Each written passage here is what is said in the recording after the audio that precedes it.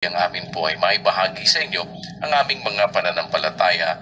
Kayo po ay makapagsuri kagaya ng sinasabi ng banal na kasulatan sa 4:1 ng Juan na ang sabi niya, "Mga minamahal, huwag kayong magsipaniwala sa bawat espiritu, kundi inyong subukin ang mga espiritu kung sila'y sa Diyos, sapagkat maraming nagsilitaw na mga bulaang propeta sa sanglibutan." Naririyan po ang mga banal na kasulatan, ang katwiran ng Diyos na ating babasahin. Ito'y bahagi ng amin pong paniniwala na tayo ay hindi nararapat na humigit sa mga bagay na nasusulat kung ano ang dapat na atin pong ipamuhay bilang isang Kristiyano.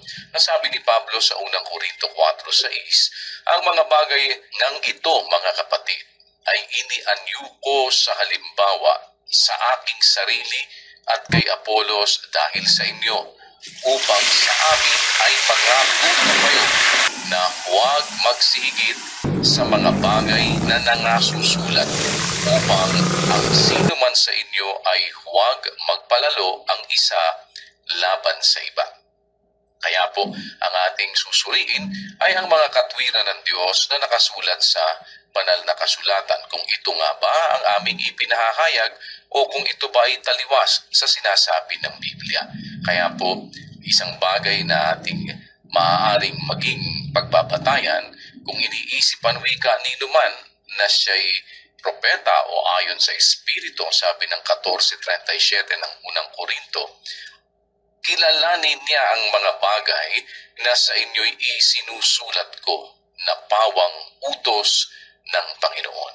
Kaya kung utos na ating dapat na sundin, na siyang magiging batayan ng ating mga paggawa, sapagkat sabi nga po doon sa 1:27 ng Filipos, "Ang inyo lamang anwikang pamumuhay ay maging karapat-dapat sa Ebanghelyo ni Kristo, upang maging ako ay dumating at kayo makita o wala man sa harap ninyo, ay mabalitaan ko ang inyong kalagayan, na kayo'y matitibay sa isang espiritu, na kayo'y mga kaisa ng kaluluwa na nagsisikap sa pananampalataya sa Ebanghelyo." Kaya po ang ating paraan ng pamumuhay kung tayo ay mga Kristiyano ay marapat na nakasang-ayon sa Ebanghelyo ng ating Panginoong Hesukristo. At ito ang ating dapat na maging pananampalataya. Sabi nga sa Roma 10:17, "Ang pananampalataya ay nanggagaling sa pakikinig, at ang pakikinig ay sa pamamagitan ng salita ni Kristo." Kaya po ito ang atin ngayong ipinag-aanyaya sa ating mga kaibigan, mga panauhin, sa lahat ng ating mga kapwa-tao na nagpapaunlak sa atin na tayo po ay mabigyan ng pagkakataon na maibahagi ang amin pong pananampalataya sa inyo. Ang mapakinggan ninyo ang doktrina ng ating Panginoong Hesukristo at inyong masuri.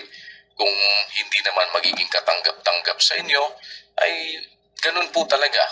Subalit naniniwala kami na ang isang taong binigyan ng kalayaan na pumili ay mayroon pong kaisipan na ibinibigay ang Diyos upang tayo ay magsiyasat, lalo't higit kung nakikita ng Panginoon na sa ating mga puso ay